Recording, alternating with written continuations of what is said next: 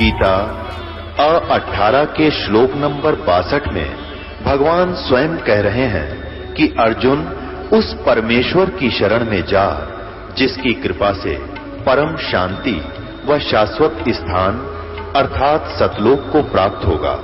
वो परमेश्वर कौन है, कहां है, कैसा है, जानने के लिए कृपया अवश्य सुनिए जगत गुरु तत्वदर्शी संत रामपाल जी महाराज के अमृत वचन। पुणात्माओं, आपको ये सत्यनारायण कथा सुना रहा है ये दास। सत्यनारायण का अर्थ होता है अविनाशी परमात्मा।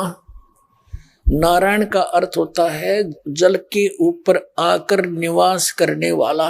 अब हमने श्री विष्णु जी को सत्यनारायण मान लिया, शेषनाग के ऊपर लौट रहे हैं इसलिए नारायण मान लिया। ये हमारी बुद्धि का सतर कमजोर था क्योंकि हमने ज्ञान ठीक ना मिला।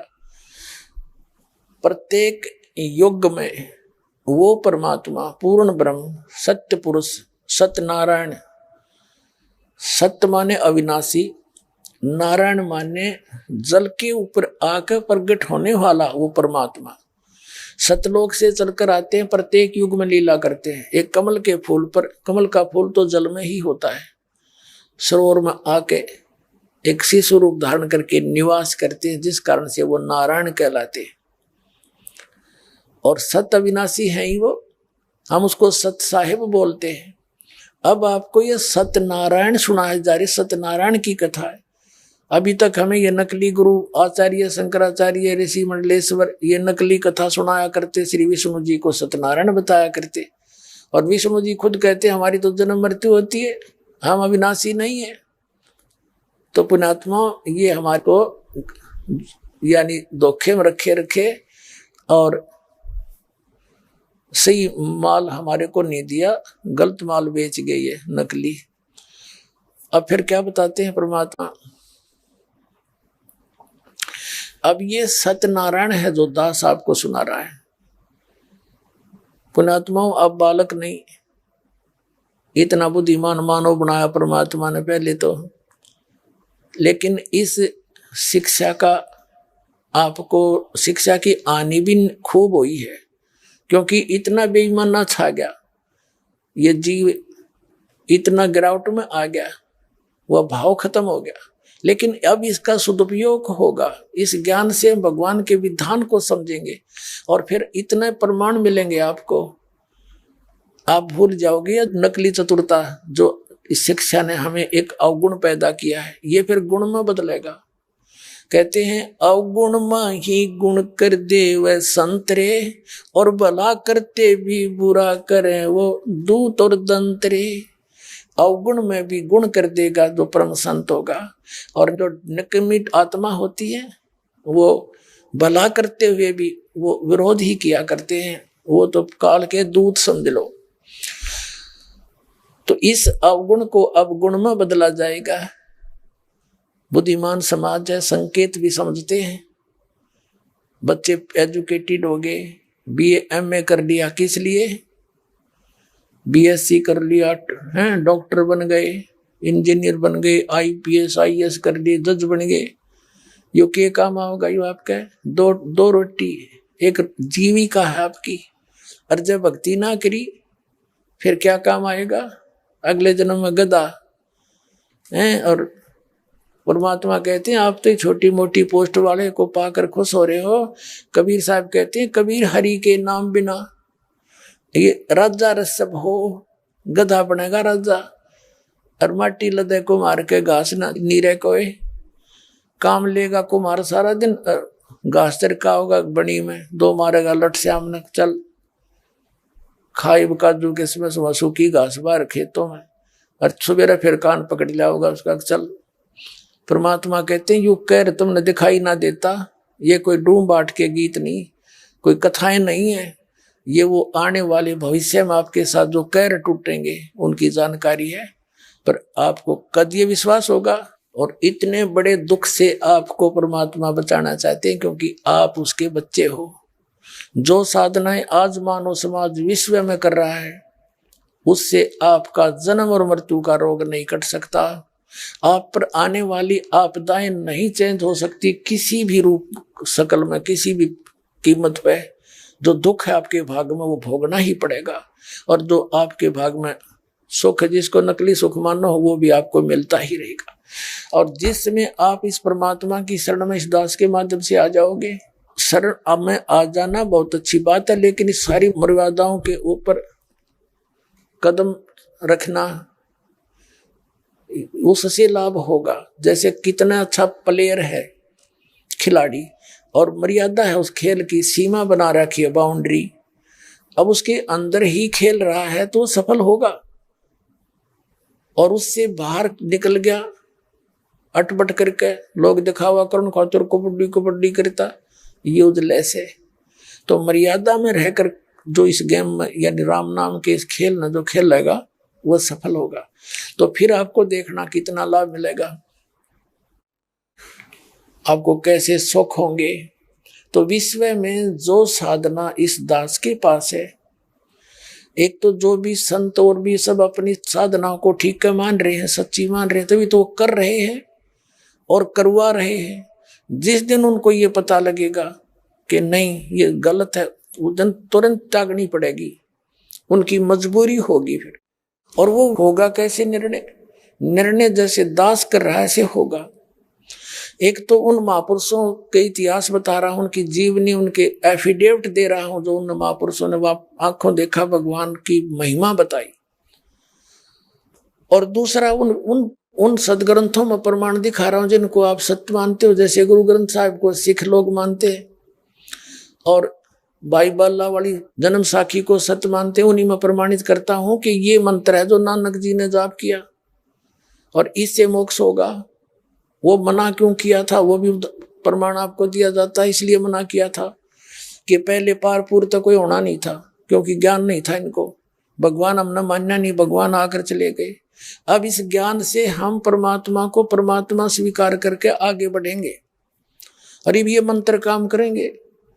तो इसलिए वो सतनाम 2 अक्षर का मंत्र अब बताया जाएगा, अब दिया जाएगा। और पहले उन महापुरुषों ने यही जाप कर रखा, तो प्रमाणित हो जाएगा हृदय में हमारे, यह बात पक्की जस जाएगी कि सचमुच साधना यही है। इसमें 2 बात है। एक तो ये विश्वास हो कि ये ज्ञान जो दास दे रहा सही है, ये प्रमाणित करके देता है, और उस ज्ञान से ये भी प्रमाणित होगा कि भगवान यही है, कबीर इज गॉड। तीसरा ये विश्वास होना चाहिए कि जो साधना हम कर रहे हैं, जिस मार्ग पर हम चल रहे हैं, ये सच्चा है। मोक्ष तो 2 मिनट का काम है, मोक्ष में तो कोई बाधा ही नहीं है। तो ये तीनों कंसेप्ट कलियर इस बरवाला आश्रम में होंगे, इस पृथ्वी पर की तो है नहीं। आप भी समझो और औरों को भी बताओ, अपने भाई बहनों का भ्रम मिटाओ और यहाँ लाओ। बोलो सतगुरुदेव।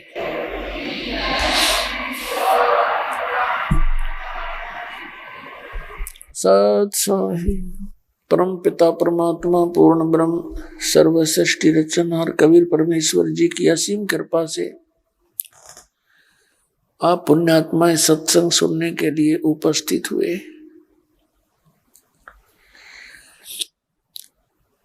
सत्संग उन्हीं पुण्यात्माओं को प्राप्त होता है जिनके पूर्व जन्म के शुभ संस्कार ढेर सारे होते हैं। परमेश्वर कबीर जी की शरण उन पुण्यात्माओं को प्राप्त होती है जो युगों युगों से परमात्मा की खोज में लगे हुए हैं,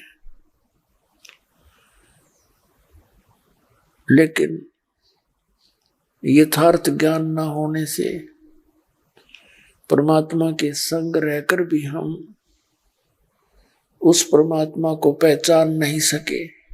आज दिन के सत्संग में आप जी को बताया गया था कि परमात्मा पाने के लिए हमें सबसे पहले हमारी शंका का निवारण होना चाहिए। निवारण होना चाहिए कि परमात्मा कौन है और कैसा है और वो कहाँ रहता है, और जो ये ज्ञान हमें सुनाया गया है इसका प्रमाण कहाँ है। और जैसा भी परमात्मा के विषय में जानकारी दी गई है उसका प्रमाण होना अनिवार्य है। फिर उस परमात्मा के पाने की, उस सतलोक के अंदर जाने का वो रास्ता कौन है, वो मार्ग कौन सा है, ये शंका जो जिस दिन आपकी समाप्त हो जाएगी, परमात्मा का पाना कोई कठिन काम नहीं। इस संसार के अंदर यदि सबसे आसान कार्य है तो परमात्मा पाना है, और बगैर ज्ञान के आज सबसे कठिन परमात्मा प्राप्त करना हो गया।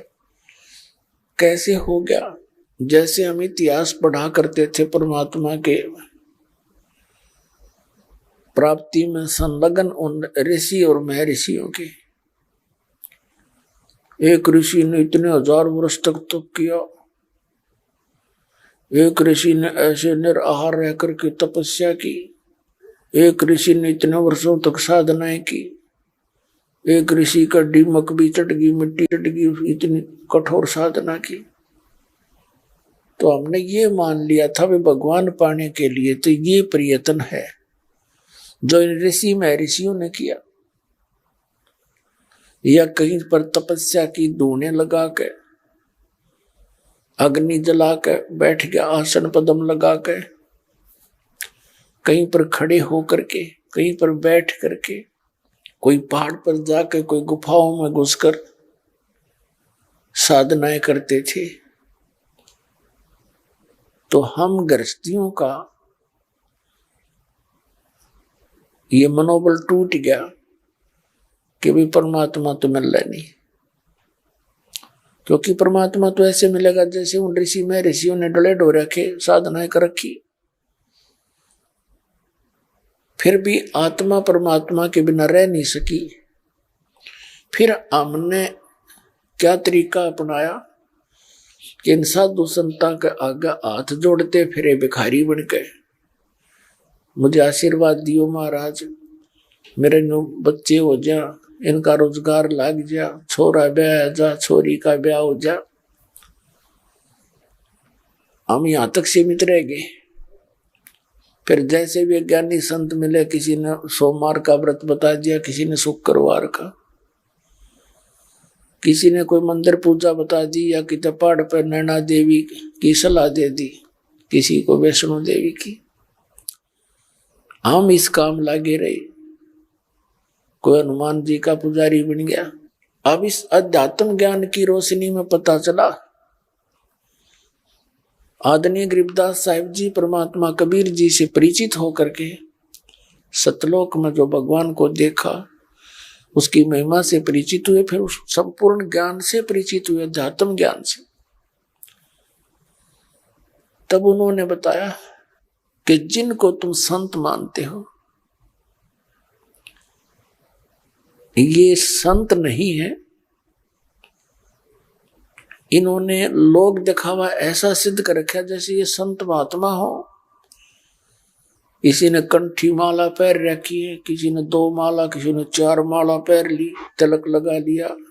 तो परमात्मा कहते हैं ये कोई इस बाह्य आडंबर से ही परमात्मा प्राप्त प्राणी के लक्षण नहीं होते। क्या बताते हैं कि कंठी माला सुमरनी पैरे से क्या हो, ऊपर डूंडा साधकार अंतर रख्या खो। ऊपर तन्नो दिखो बड़ा साधु भगत होगा, कई माला डाल रखी है, तिलक ला रखे है, बिंदी टिक्की ला रहा है माथे पे।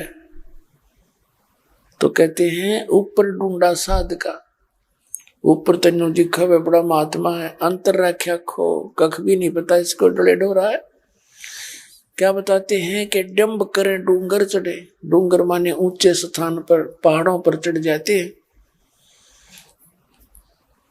डंब करें डूंगर चढ़े, अंतर जीनी झूल, और जग जाने बंदगी कराई है वो है सोल बबूल। जनता तेनो सोचे बड़ा महात्मा है, तपस्या कर रहा है, तब कितने दिन हो गए बैठा है या खड़ा है। अब गरीबदास साहिब जी कह रहे हैं कि जग जाने यो बंदगी करे, भक्ति करे, यो बो है सोल बबूल। जब इस दास को ये ज्ञान प्राप्त हुआ तो जिस कार्यालय में दास कार्यरत था उन अपने साथियों से चर्चा परमात्मा की जारी रखा करता, जब भी अपने काम से फुर्सत मिलती, लंच के समय भी। तो उनमें से अपने अपने सिद्धांत, अपने अपने मत सबके पास थे ही।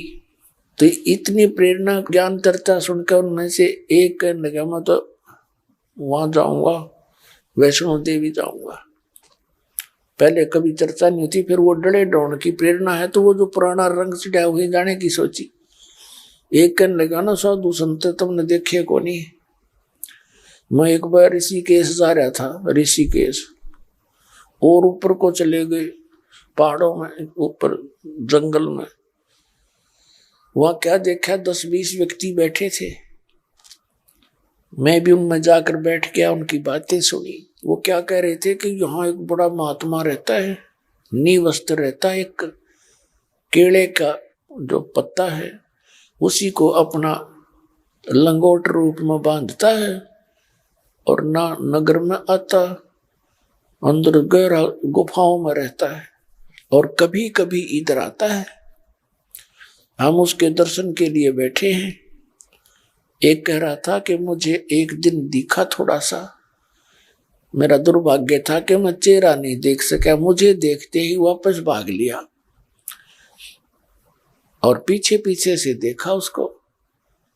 दर्शन हो जाते तो बेड़ा पार हो जाता। अब परमात्मा के इस तत्व ज्ञान की रोशनी से पता चला, अब उसके दर्शन होने से के बेड़ा पार हो जाता। उसके विषय में क्या बताते हैं कि केले की कोपीन है, लंगोट पर्दे पर बांध रखा और कोई वस्त्र नहीं। केले की कोपीन है, फूल पान फल खाही और नरक का मुख नहीं देखते, जो बस्ती निकट ली जाए। तो वो जंगल के रोज हैं नील गाय, वो जंगल के रोज हैं जो मनुष्यों विद के जाही और निस्दिन फिरो उजाड़ में नो भगवान पावे नहीं। अब परमात्मा ने 2 पंक्तियों में फैसला कर दिया इनका। केले की कोपीन बांधते हो और फूल पान फल पत्ते खाकर और जंगल में घुस जाते हैं, आदमी के दर्शन भी नहीं करते, उनको देखकर भाग जाते हैं अंदर को। परमात्मा कहते हैं वो तो जंगली रोज समझ लो नील गाय जो मनुष्य को देखकर भाग लेती हैं। इस तरह से दिन रात धक्के खाओ उस उजाड़ में यानी जंगल में, नो भगवान नहीं मिले। फिर क्या बताया है कि परमात्मा के पाने के लिए सबसे पहले गुरु होना चाहिए, और गुरु पूरा हो तो पुण्यात्माओं परमात्मा की प्राप्ति सबसे आसान काम है। कैसे बताया है कि नाम उठत नाम बैठत नाम सोवत जागवे, नाम खाते नाम पीते नाम से लागवे। परमात्मा का मंत्र नाम जाप काम करते करते, चलते फिरते, सफर में, यात्रा में, और उठते बैठते चलते फिरते लेट कर उसका नाम जाप से मोक्ष होगा।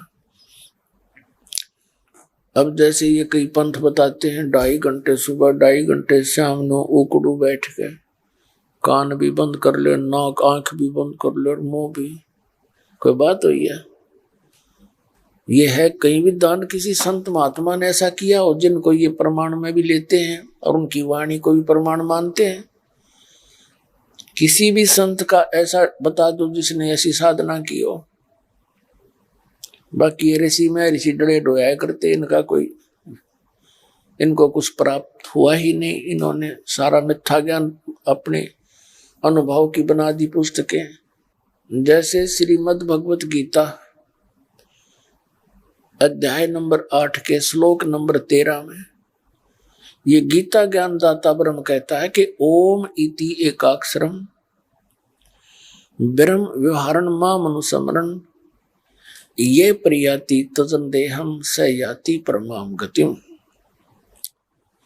मुझ ब्रह्म का केवल एक ओम अक्षर है, नथिंग एल्स, इसके अतिरिक्त और कुछ नहीं। और उच्चारण करके सिमरन करता हुआ यह प्रयाति तजन देहम, जो शरीर छोड़कर जाता है, सयाति परमाम गतिम, वो ओम से मिलने वाली परम गति को प्राप्त होता है। ओम से मिलने वाली परम गति कौन सी है? ब्रह्मलोक प्राप्ति है। गीता जी अध्याय नंबर 8 के श्लोक नंबर 16 में लिखा कि ब्रह्मलोक पर्यंत भी सभी पुनरावृत्ति में है वो लोग, वहां गए हुए प्राणी भी लौटकर संसार में जन्म मृत्यु के इस कर्म में फिर से आ जाते हैं।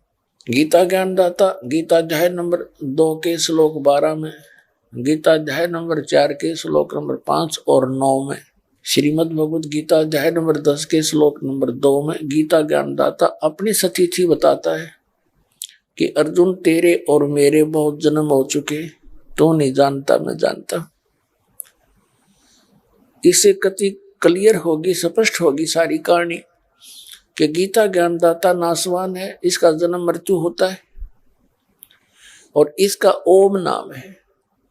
गीता अध्याय नंबर 8 के श्लोक नंबर 1 में अर्जुन ने पूछा कि हे भगवान, आपने जो 7वें अध्याय के 29वें श्लोक में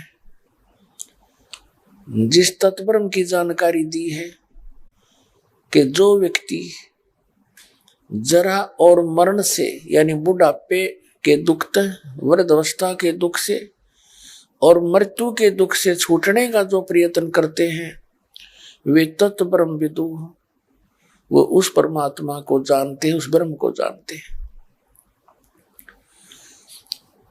गीता ज्ञानदाता से अर्जुन ने पूछा कि वो तत्व ब्रह्म क्या है कि जिसको जानकर प्राणी फिर यहाँ की किसी वस्तु की इच्छा नहीं रखता, केवल जरा और मरण से छूटने का प्रयत्न करता है। गीता ज्ञानदाता ने 8वें अध्याय के 3 श्लोक में बताया है कि वो परम अक्षर ब्रह्म है, गीता ज्ञानदाता से अन्य है। गीता ज्ञानदाता तो ब्रह्म है। 8वें अध्याय के 13वें श्लोक में स्पष्ट कर दिया कि मुझ ब्रह्म का एक ओम मंत्र है। और 8वें अध्याय के 3 श्लोक में बता दिया वो परम अक्षर ब्रह्म है। 8वें अध्याय के 8, 9, 10 श्लोक में बताया है कि 8वें अध्याय के 5 और 7 श्लोक में तो अपने विषय में कह रहा है कि मेरी भक्ति कर मुझे प्राप्त होगा, लेकिन युद्ध करना पड़ेगा, युद्ध भी कर, मेरा सिमरन भी कर। तो इससे 2 बात स्पष्ट होगी कि गीता ज्ञानदाता की भक्ति करने वाले को शांति नहीं, क्योंकि युद्ध करना पड़ेगा तो शांति कहाँ। और दूसरा ये स्पष्ट हो गया कि जन्म मृत्यु बनी रहेगी। और गीता ज्ञानदाता 8वें अध्याय के 8 और 9 और 10 श्लोक में अपने से अन्य किसी और परमात्मा परम अक्षर ब्रह्म की शरण में जाने को कहता है कि उसकी भक्ति करेगा तो उसको प्राप्त होगा। उस सच्चिदानंद घन ब्रह्म यानी परम अक्षर ब्रह्म की भक्ति करोगे तो भक्ति की शक्ति के बल से, योग के बल से, योग माने साधना, भक्ति के बल से उस परमात्मा को प्राप्त हो जाओगे। 15वें अध्याय के 1 से लेकर 4 में स्पष्ट किया है कि उल्टा लटका हुआ संसार रूपी वृक्ष है, ऊपर को जुड़ नीचे को तीनों गुण रूपी शाखा है, रजगुण ब्रह्मा सतगुण विष्णु तम गुण शिव जी रूपी शाखा है। जो संत इस उल्टे लटके हुए संसार रूपी वृक्ष को विस्तार से बताता है, तना कौन है, डार कौन है, शाखा क्या है, पत्ते क्या है, वो तत्वदर्शी संत है, स वेदविद, वह वेद के तात्पर्य को सही जानने वाला है। उसके पश्चात उस तत्वदर्शी संत की प्राप्ति के पश्चात परमेश्वर के उस परम पद की खोज करनी चाहिए, जहां जाने के बाद साधक फिर लौटकर कभी संसार में नहीं आते। और जिस परमेश्वर ने सब ब्रह्मांडों की रचना की है, मैं उसी की शरण में हूं, केवल उसी की भक्ति करनी चाहिए और किसी की नहीं। अब गीता ज्ञानदाता ने फाइनल कर दिया। श्रीमद् भगवद गीता अध्याय नंबर 18 के श्लोक नंबर 62 और 66 में, गीता अध्याय 18 अंतिम अध्याय है।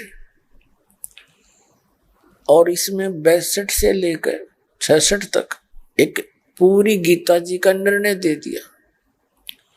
8वें अध्याय के 62वें श्लोक में कहा कि अर्जुन तू सर्व भाव से उस परमेश्वर की शरण में जा, उस परम अक्षर ब्रह्म की शरण में जा, उसकी कृपा से ही तू परम शांति को और सनातन परम धाम को प्राप्त होगा।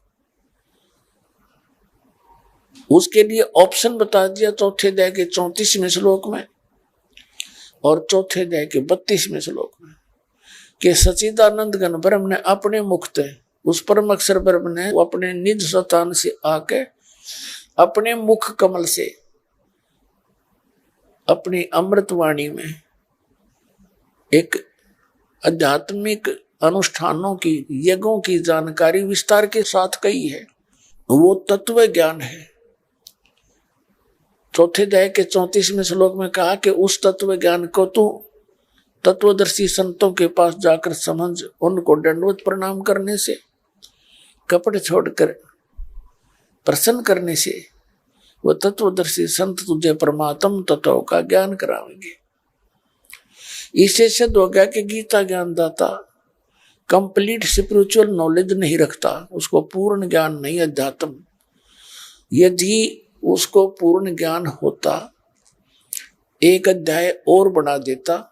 ये कहने की आवश्यकता नहीं थी कि तत्वदर्शी संत बताएंगे और वो ज्ञान भगवान द्वारा बोला हुआ होगा, उनके मुख कमल थे, वो तत्वदर्शी संत बताएंगे, उनसे पूछ। तो गीता अध्याय नंबर 17 के श्लोक नंबर 23 में कहा कि सच्चिदानंद घन ब्रह्म के पाने की, सच्चिदानंद घन ब्रह्म यानी परम अक्षर ब्रह्म को पाने का 3 मंत्र का जाप है। ओम तत्सत, 17वें अध्याय का 23वां श्लोक। ओम तत्सत इति निर्देश ब्रह्मण त्रिविध समर्थ है। सच्चिदानंद घन ब्रह्म का ओम तत्सत ये 3 मंत्र के जाप का यानी सिमरन का निर्देश है। निर्देश का मेन ऑर्डर भी और दिशा भी, दिशा निर्देशन, नथिंग एल्स, और कुछ नहीं। अब इसने स्पष्ट कर दिया है कि ओम तो सीधा गीता ज्ञानदाता का नाम है, सरपुरुष का। श्रीमद् भगवद गीता अध्याय नंबर 15 के श्लोक नंबर 16 और 17 में 3 पुरुष हैं, 3 भगवान, एक सरपुरुष एक अक्षर पुरुष। सरपुरुष तो ये ब्रह्म है, अक्षर पुरुष पर ब्रह्म है।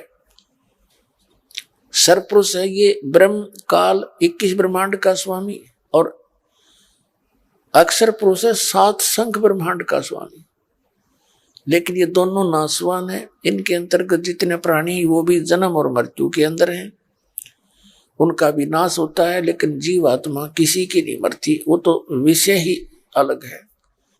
15वें अध्याय के 17वें श्लोक में कहा कि उत्तम पुरुष है तू अन्य, परमात्मा इति उदाहरते। ये लोक धर्म आविष्य विवर्ती अवैश्वर है, जो तीनों लोकों में प्रवेश करके उत्तम पुरुष यानी श्रेष्ठ परमात्मा तो इस सरपुरुष और अक्षर पुरुष से कोई और है, वही तीनों लोकों में प्रवेश करके सबका धारण पोषण करता है। वो वास्तव में अविनाशी भगवान है।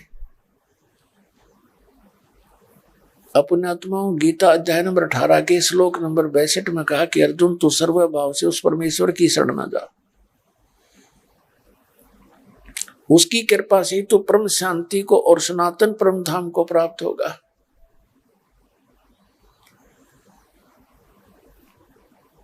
अपने आत्मा 18वें अध्याय के 62वें श्लोक में तो उस परम अक्षर ब्रह्म के बारे में कह दिया। 18वें अध्याय के 63वें श्लोक में अपने विषय में कहता है कि मैंने तेरे को जो कहना था वो बोल दिया, अनमोल ज्ञान गुप्त से गुप्त ज्ञान तेरे को दे दिया है। अब तेरे मन माने ऐसे कर ले, अब डिसीजन कर फाइनल, उसकी शरण में जाना है या मेरी शरण में जाना।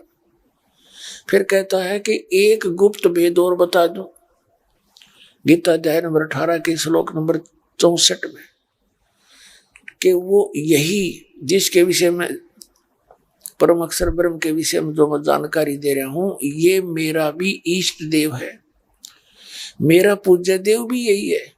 ये और एक गुप्त से गुप्त बात बता दूं, अपने आत्माओं एक समय गोरखनाथ जी की और कबीर परमेश्वर जी की आध्यात्मिक गोष्ठी हुई थी। तब परमात्मा ने कहा था कि गोरखनाथ, तेरा ज्योत स्वरूपी अलख निरंजन ये धरता ध्यान हमारा, ये ब्रह्म, ये काल जिसको तुम सुप्रीम गॉड मान के बैठे हो, ये भी मेरा ध्यान करता है। तब ये 21 ब्रह्मांड चला रहा है, ये मेरे से शक्ति प्राप्त करके। तो यहां ये स्पष्ट कर ही रहा है कि मेरा भी इष्ट देव यही है। अब 18वें अध्याय के फिर 65वें श्लोक में कहा कि मुझे नमस्कार कर, मुझ में मनवाला हो जाए। यदि मेरी शरण में रहना है तो निसंशय ही तो मुझे ही प्राप्त होगा, इसमें तुझे चिंतित होने की कतई जरूरत नहीं। ये अपने बारे में कह दिया।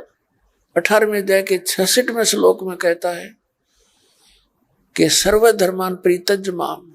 फिर कहता है कि यदि उसकी शरण में तेने जाना होगा, उस परम अक्षर ब्रह्म की शरण में तू जाएगा और सतलोक तू जाना चाहेगा, तो सर्वधर्मान परित्यज्य माम एकम शरणं व्रज अहम तवा सर्व पापेभ्यः मोक्षामि मा शुच।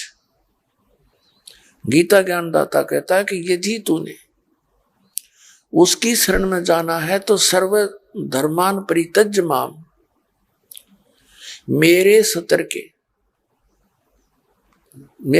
की जितनी भी धार्मिक पूजाएं हैं वो मुझ में छोड़ दे, मुझे दे दे।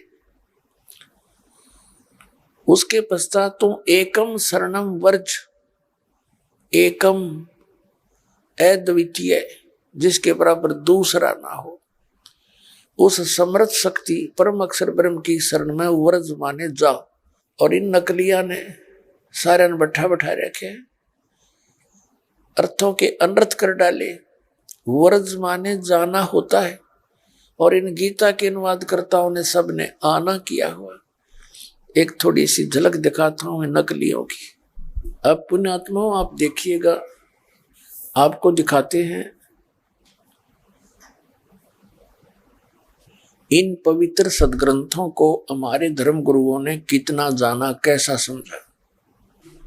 जिन सदग्रंथों को हम सिरोधार्य माना करते थे, उन सदग्रंथों में कितने गूढ़ रहस्य छुपे हुए हैं, और इन समझा कितना और कैसे अनर्थ कर डाले इन लोगों ने। तत्व ज्ञान के अभाव से इन पवित्र सदग्रंथों के अनर्थ कर डाले। देखिए श्रीमद् भगवद गीता, ये इसका अनुवादक है जयदयाल गोविंद का।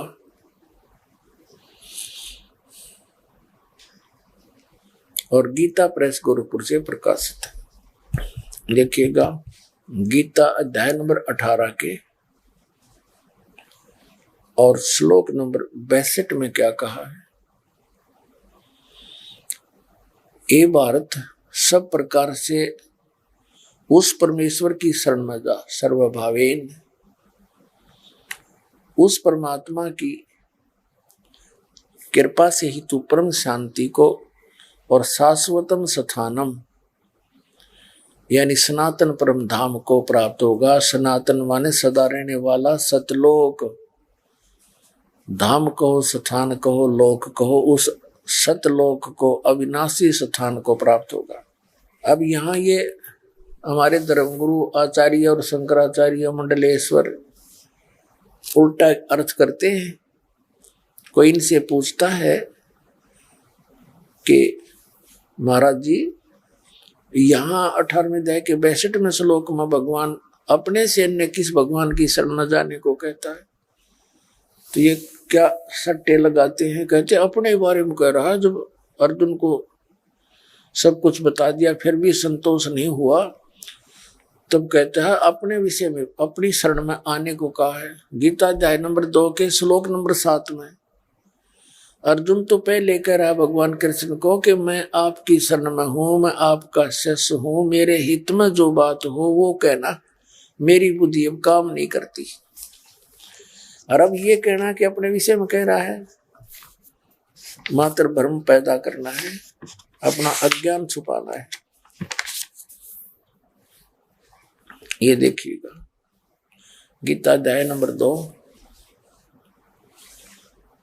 और ये 7वां श्लोक है।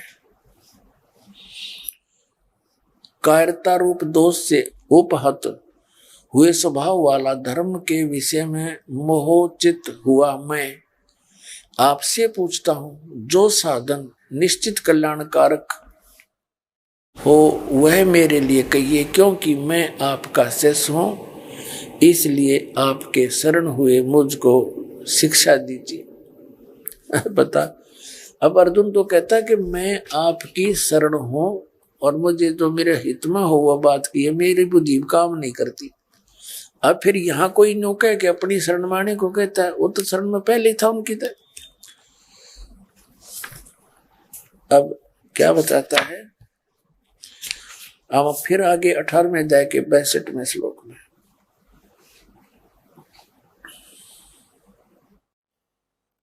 हे भारत, तू सर्वभाव से उस परमेश्वर के शरण में जा, उस परमात्मा की कृपा से ही तू परम शांति को और सनातन परम धाम को प्राप्त होगा। स्पष्ट कर दिया, यानी गीता ज्ञान दाता से कोई अन्य है, और 8वें अध्याय के प्रथम श्लोक में स्पष्ट कर ही दिया। अब हम फिर आएंगे 8वें अध्याय के प्रथम श्लोक पे और 7वें अध्याय के 29वें श्लोक में। पुण्यात्माओं, इस पवित्र गीता जी को हम नित्य पाठ किया करते थे, इस धारणा से कि इसके पढ़ने मात्र से हमारा कल्याण हो जाएगा। वैसे तो सदग्रंथों के अध्ययन से ज्ञान यज्ञ का फल अवश्य मिलता है, लेकिन जैसा सदग्रंथों में लिखा है वैसे आचरण करने से कल्याण होता है। तो उसी पवित्र ग्रंथ को अब हम निर्णायक तरीके से पढ़ेंगे, और इन नकलियों ने जो राधा स्वामी, धन धन सतगुरु, सच्चा सौदा, सिरसार जगमाल वाड़ी, ठाकुर सिंह, इनने तो भट्ठा बैठा दिया। ये तो कहते गीता और वेद हमने पढ़ने की आवश्यकता कोई ना, हमारे गुरुदेव तो पहुंचे हुए थे, बड़े महापुरुष थे, परम धनी थे शिवदयाल जी, और वो तो गीता और वेदों से आगे की बात जानते थे। हमने ना जरूरत गीता और वेद पढ़ने की, भट्ठा बैठवा दिया। और ना कोई हवन जोत करनी लगानी, इनसे प्रसन्न करते थे। वे जोत भी ना लगाते तो कहते हमने जोत लगाने की आवश्यकता नहीं, यानी हवन यज्ञ, ज्योति यज्ञ माने हवन यज्ञ। कहते हमने बाहर की ज्योति की कोई आवश्यकता नहीं, हम तो अंदर जोत जलावाएंगे। ये खाक जोत जलाओगे अंदर। इनका ज्ञान गलत, इनकी 500 नाम काल के जाप करे और बात करे सतलोक और गीता और वेदों से ऊपर के ज्ञान की बात। अब थोड़ी सी झलक इसके बीच में राधा स्वामी वालों की थोड़ी सी और दिखा दूं, फिर यू ज्ञान घना समझ में आओगे आपके।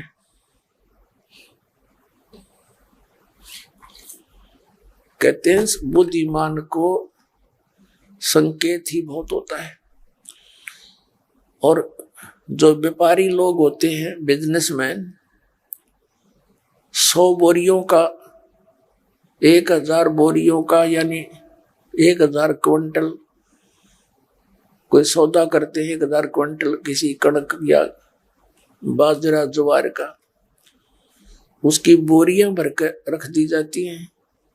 और वो क्या करता है, जिसने मोल लेनी है वो एक परखी मारता है बोरी में, और ऐसे घुसो कर वो लोहे की एक तिखी सी आगे तक, और उसको वापस खींच लेता। उसमें कुछ कणक आ जाती है उस बोरी में, जो उसके अंदर है वो क्वालिटी बाहर आ जाएगी, और वो देख लेता उसको।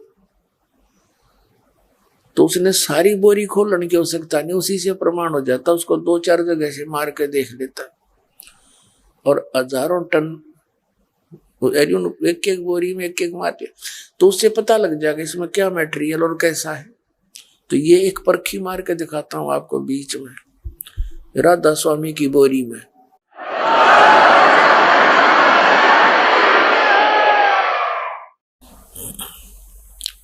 ये राधा स्वामी वालों की बोरी में एक परखी मारता हूं, परखी ये देखिए, ये है सारवचन राधा स्वामी भारती गदुर स्वामी जी महाराज। ये प्रकाशक कौन है? जगदीश चंद्र सेठी सेक्रेटरी, राधा स्वामी सत्संग व्यास, डेरा बाबा जयमल सिंह, मुद्रक लक्ष्मी ऑफसेट प्रिंटर्स दिल्ली से। और 16वीं बार 2003 में छपी है, 16th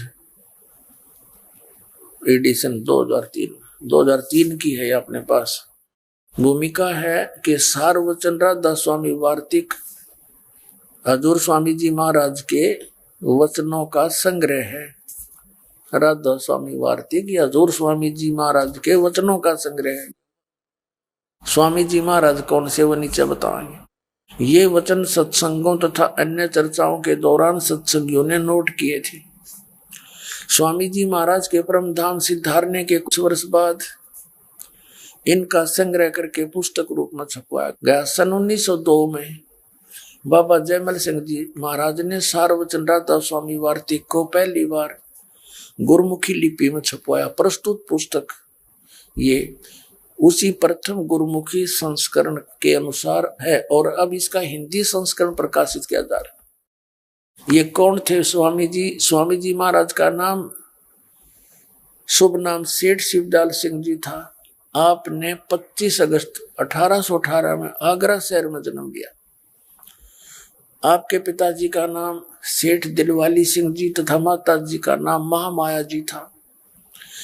आपके पूर्वज पंजाब के रहने वाले थे तथा घर में गुरु ग्रंथ साहिब का पाठ किया जाता था। आपके माता पिता आथरस के प्रसिद्ध संत तुलसी साहेब जी के भक्त थे। स्वामी जी महाराज ने तुलसी साहेब जी की काफी संगति। बचपन से ही स्वामी जी महाराज का रुझान अध्यात्म की ओर था। आपने एक कमरे में बैठकर 17 वर्ष सुरत शब्द योग का अभ्यास किया। ये डले डोए 17 वर्ष 6 पृष्ठ में है। और सन 1861 में बसंत पंचमी के दिन खुले तौर पर आम सत्संग और सुरत शब्द योग का उपदेश शुरू किया। पुण्यात्मा इनके विषय में लिखा है कि कई दिन तो ये फ्रेश होने भी नहीं जा करते। कोठे में कोठा शिवदयाल जी यानी राधा स्वामी पंथ के प्रवर्तक, और उसमें बैठ कर नौका शब्द सुरत योग का अभ्यास कराया करते। इन्हें खक नहीं पता शब्द और सुरत होता क्या है। क्या ये कान बंद करके ये खुड़का सुनना ये शब्द सुरत है? मूर्ख बना रखे। सुरत और शब्द का अर्थ है जो यथार्थ मंत्र है, जो श्वास उस श्वास से मंत्र आपको सतनाम दिया जाता है और फिर सारनाम उपलब्ध कराया जाता है। इस 3 मंत्र के जाप का गीता अध्याय नंबर 17 के श्लोक नंबर 23 में कहा कि ओम तत्सत इति निर्देश ब्रह्मण त्रिवेद समर्थ है। सच्चिदानंद घन ब्रह्म के पाने का ओम तत्सत ये 3 मंत्र का जाप है। ओम तो सीधा है, क्लियर है। तत् और सत्य सांकेतिक है। इसके विषय में गीता के अंतदाता कहता है कि वो तत्वदर्शी संत बताओगा, उससे पूछो, मैं नहीं जानता। ये दास है वो तत्वदर्शी संत, ये विश्व में नहीं है। पुण्यात्मा सत्कर मान लेना।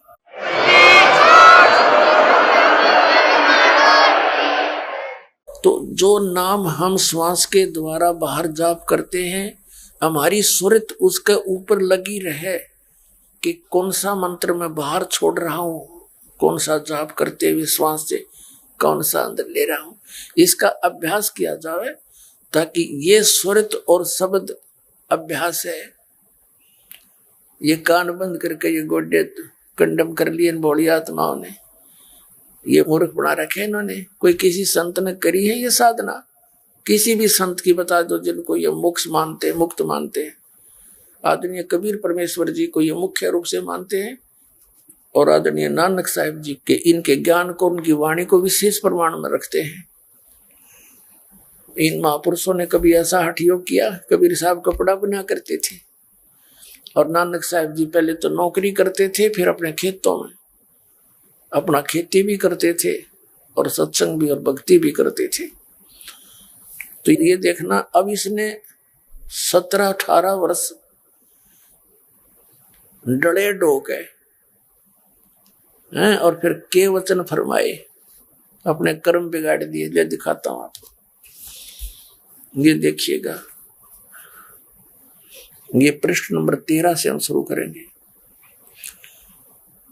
खुलासा उपदेश हजूर राधा स्वामी साहब का, ये उपदेश जो उसने वचन बोले वो लिखे गए।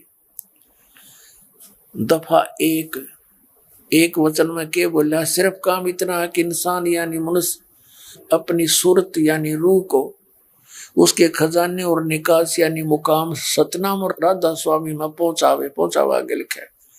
तो यहाँ मुकाम माने स्थान होता है, तो यहाँ सतनाम को इन्होंने स्थान सिद्ध कर दिया, राधा स्वामी को भी स्थान सिद्ध कर दिया। अब आगे चलो, अब 14 नंबर पर आते हैं। अब हम ये 14 नंबर पृष्ठ पर आ गए हैं। पहुंचावे। अब तीसरा वचन, जितने आचार्य और महात्मा और अवतार पैगंबर हर एक मजहब में हुए, वे सब अपने अभ्यास के जोर से अंतर में तरफ मुकाम असली के चले। देखो, और सिर्फ संत मंजिल 5वीं यानी सतनाम पर सिर्फ संत मंजिल 5वीं यानी सतनाम पर, और कोई बिरले संत मंजिल 8वीं यानी राधा स्वामी पद तक पहुंचे। ये देखो, मंजिल माने स्थान और मुकाम माने भी स्थान। तो ये कहते हैं कि सिर्फ संत मंजिल 5वीं यानी स्थान 5वीं यानी सतनाम पर, और बिरले कोई मंजिल 8वीं यानी राधा स्वामी स्थान पर। यहाँ कहने का भाव है कि ये सतनाम भी स्थान 2 बार सिद्ध कर दिया इन्होंने, और राधा स्वामी भी स्थान। ठीक है, अब हम इनका 5वां वचन पढ़ाएंगे। ये गीता के से श्लोक है, इनके 150 पौने 200 वर्ष से कति अमिट है। 15वां पृष्ठ है, सार वचन वार्तिक भाग 1 का। अब समझना चाहिए कि राधा स्वामी पद सबसे ऊंचा मुकाम है, स्थान है। ठीक है, और यही नाम कुल मालिक और सच्चे साहिब और सच्चे खुदा का है। इस मुकाम से यानी राधा स्वामी स्थान से 2 स्थान नीचे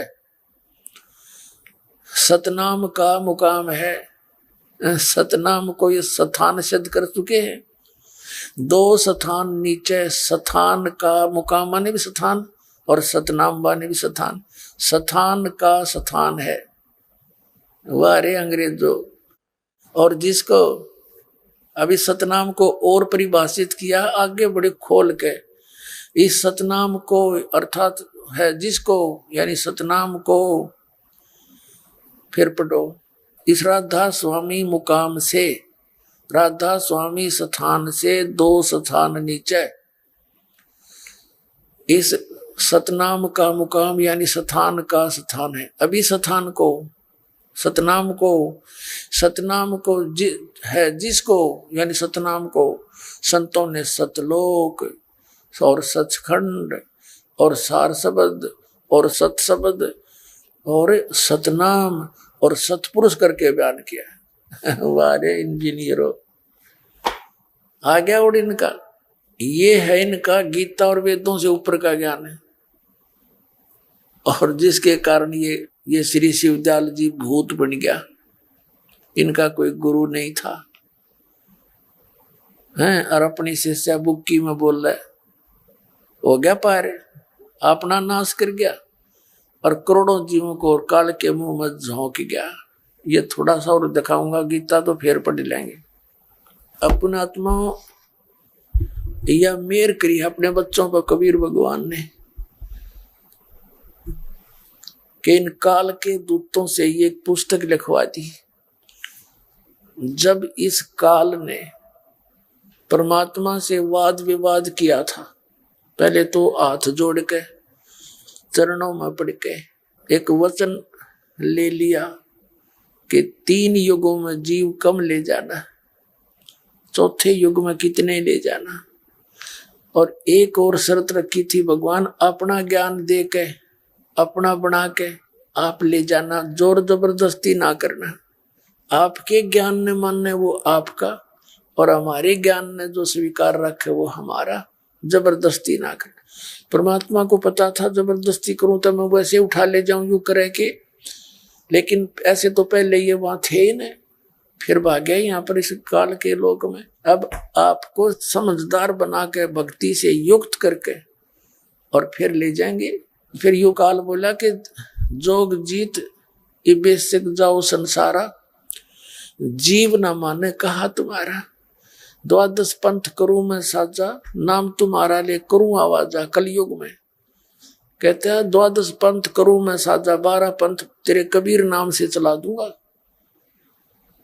और कबीर साहब और सतलोक और सतपुरुष की जकर सारी महिमा गा दूंगा, और झूठे नाम प्रचार करवा दूंगा, गलत ज्ञान प्रचार करवा दूंगा। आप जब जाओगे कलयुग के बीच वाली पीढ़ी में, उसमें कोई भी जीव आपके ज्ञान को स्वीकार करने को तैयार नहीं होगा। मैं अपने दूत भेज के सबको मिसगाइड करवा दूंगा, और नाम सतलोक और सचखंड का लेंगे, सारे नाम काल के मेरे जाप देंगे, मेरे मुंह मापा आ जाएंगे। द्वादश पंथ करूं मैं साजा, नाम तुम्हारा ले करूं आवाजा। द्वादश पंथ नाम जो ले ही, वो हमारे मुख आन समोई, और अनेक पंथ चलाऊं। राधा स्वामी धन धन सतगुरु, सच्चा सौदार, ये बाल योगेश्वर, ये सतपाल जी, और ये सौदानसो जी, और ये कृपालू जी, और ये ब्रह्म ऋषि कुमार स्वामी ने खख नहीं बेरा, और ये आसाराम जैसे, ये सारे काल के दूत हैं, कख नहीं पता भक्ति मार्ग का। ये सत्कर मान लो पुण्यात्मा। दास ने कति गहनता से अध्ययन कर रखा परमात्मा के विधान का, और इनके इतिहास का, इनकी अनुभव की पुस्तकों का। अब परमात्मा से कहा था कि आप अपना ज्ञान देकर अपना बना के ले जाना भगवान। तो परमात्मा ने कहा था ठीक है, आन दे समय। परमात्मा ने कहा था कि जब मेरा संत जावेगा, मेरा अंश जावेगा, उस समय तक ये काल के दूत, धर्मदास जी को भगवान ने बताया था।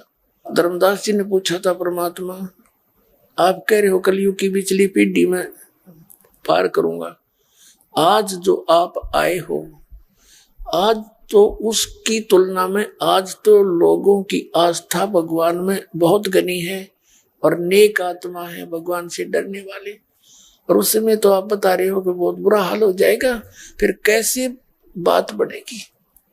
और तब तक कह रहे हैं 12 पंथ चला देगा, सबने भ्रमित कर देगा, तो कैसे समझा पाओगे दाता। तो परमात्मा ने कहा था ये फार्मूला मेरे सत्र का है, धर्मदास एक बार आन दे उस कलयुग ने, वो समय आने दे। उस समय तक ये काल के दूत अपना अनुभव कथ चुके होंगे, उनकी पुस्तकें बन गई होंगी, और करोड़ों की संख्या में वो मेरे बच्चे उनके ज्ञान से तो परिचित होंगे ही होंगे। और फिर जो मेरा दास जाएगा, फिर सदग्रंथों से तुलना करके दिखाओगा, ये सारे फेल हो जाएंगे। मेरे बच्चे मुझे पहचान कर मेरे पास आ जाएंगे, धर्मदास चिंता ना कर, सबका बेड़ा पार करूंगा।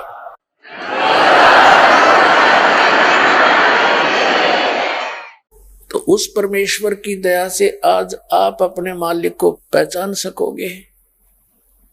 और इस दास पे दया बख्श दी, वो ज्ञान दे दिया।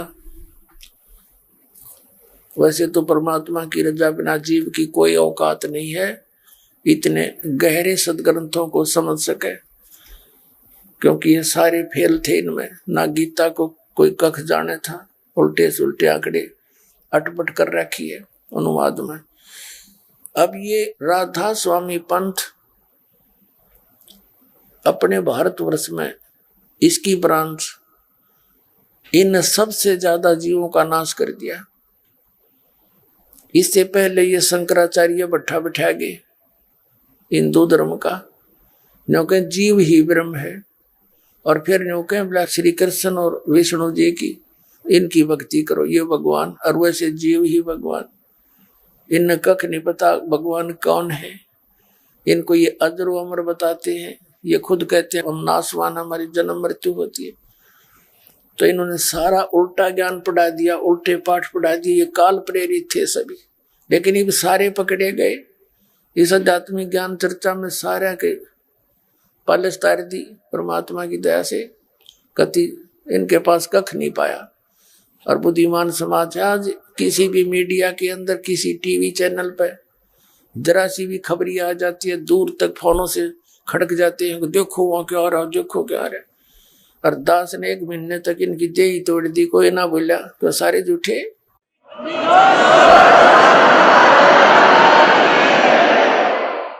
अब देखिएगा शिवदयाल जी की के दुर्गति हुई इन 5 नाम के जपने से। ये है जीवन चरित्र स्वामी जी महाराज का। इसके लेखक हैं लाला प्रताप सिंह सेठ उर्फ चाचा जी साहब। ये श्री शिवदयाल जी के छोटे भाई थे प्रताप सिंह जी। प्रकाशक हैं राधा स्वामी ट्रस्ट, स्वामी बाग, आगरा।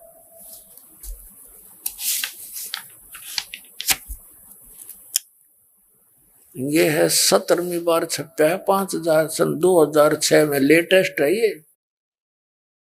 राधा स्वामी ट्रस्ट, स्वामी बाग, मुद्रक अर्पण पेंट्री, राधा स्वामी चैम्बर्स, भालेज रोड, आनंद। ये इनके फोन नंबर। ये है वो श्री शिवदयाल जी राधा स्वामी पंथ के प्रवर्तक। कर लो दर्शन।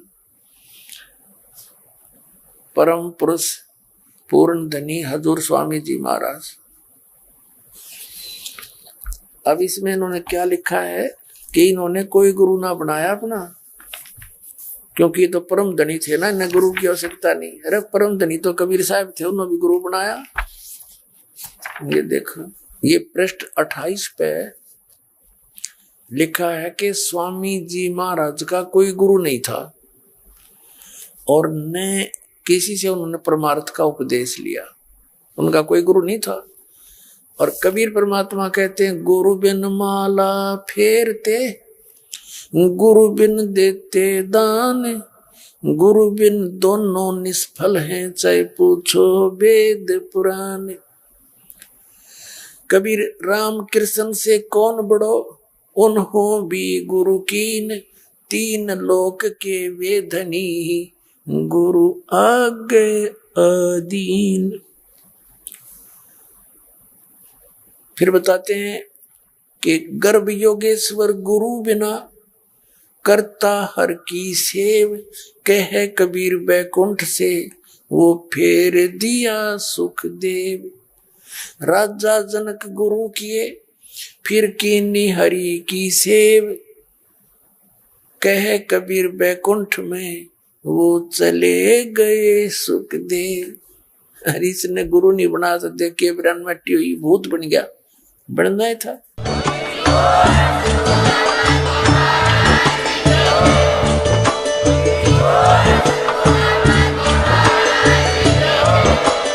आप सुन रहे थे जगत गुरु तत्वदर्शी संत रामपाल जी महाराज जी के मंगल प्रवचन। अधिक जानकारी के लिए विजिट कीजिए हमारी वेबसाइट www.jagatgururampalji.org। संत रामपाल जी महाराज जी के शुभ आशीर्वाद से पूरे विश्व भर में 500 से भी ज्यादा नाम दीक्षा केंद्र हैं, जिन पर संत रामपाल जी महाराज जी द्वारा ऑनलाइन निशुल्क नाम दीक्षा दी जा रही है। अपने नजदीकी नाम दीक्षा केंद्र का पता करने के लिए संपर्क करें 8222880541।